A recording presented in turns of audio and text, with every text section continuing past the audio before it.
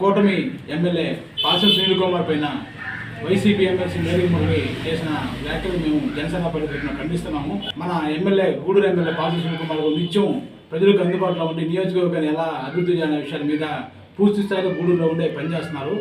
ముందు ఆయన విమర్శించే ముందు మీరు ఎలా ఉన్నారనేది ఒకసారి చూసుకోవాలి. మేరీ మురళి గారు, మీ గత ప్రభుత్వంలో మీ జగన్మోహన్ రెడ్డి రాష్ట్రాన్ని మొత్తం 4 భాగాలు చేసి వైవి సుబ్బారెడ్డి, పెద్దిరెడ్డి రామచంద్రారెడ్డి, విజయసాయి రెడ్డి, సజ్జల రామకృష్ణ నలుగురికి రాష్ట్రాన్ని పంచినట్టు పంచి ఎమ్మెల్యేలు కూడా చేసే పని చేయనివ్వకుండా పేద మధ్యతరగతి ప్రజల్ని అలాగే ప్రకృతి సంపదను ఎలా దోచుకున్నారో రాష్ట్ర ప్రజలు మొత్తం చూశారు. కాబట్టి ఈరోజు మీకు 11 సీట్లు వచ్చే విషయాన్ని గుర్తుపెట్టుకోవాలి.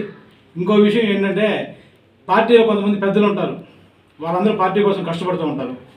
మీరు వాళ్ళని కూడా విమర్శించే విధంగా ఈ కూటమి అభ్యర్థిలో మా కూటమి ఎమ్మెల్యే గెలిచిన సునీల్ కుమార్ మీద షాడో ఎమ్మెల్యే వ్యవహరిస్తున్నారని చెప్తున్నారు. ఇక్కడ షాడో ఎమ్మెల్యేలు అంటూ ఎవరు లేరు.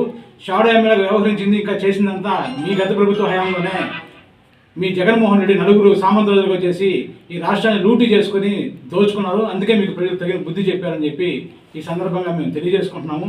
అలాగే మీరు ఎమ్మెల్సీగా ఉండి గూడూరు అభివృద్ధికి ఇప్పటివరకు ఏం చేశారన్న విషయాన్ని కూడా ప్రజలకు వివరించాల్సిన అవసరం ఉంది. మీరు ఏం చేయలేదు కాబట్టే ఇక్కడ ప్రజలు మన సునీల్ కుమార్ గారికి అఖండ మెజారిటీ ఇచ్చి గెలిపించడం జరిగింది. ఆ విషయాన్ని మీరు గుర్తెరిగి ఇంకోసారి విమర్శలు చేసే ముందు 1-2 సార్లు ఆలోచించుకొని చేయాలి. ఏదైనా ఉంటే అభివృద్ధి మీద వాడి మీద చేయండి. ఎక్కడైనా ఏదైనా ఉంటే ఇప్పుడు ప్రభుత్వం ఇక్కడ మన రాష్ట్రాన్ని మీరు దివాలా తీసేస్తున్నారు.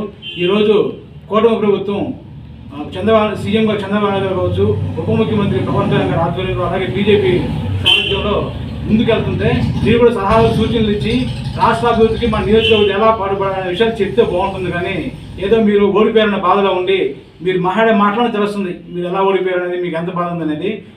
ఎలక్షన్ తర్వాత ఇప్పుడు ముందుకు వచ్చి మళ్ళీ ఏదో మీ కార్యక్రమాలు మీరు చేసుకోకుండా విమర్శించడం మంచి పద్ధతి కదని చెప్పి తెలియజేసుకుంటూ ఇంకోసారి నియోజకవర్గ అభివృద్ధి కోసం ఏం చేయాలనే విషయం మీరు తెలియజేస్తే బాగుంటుందని నేను విన్నవించుకుంటూ జై జనసేన, జై కూటమి, జై హింద్.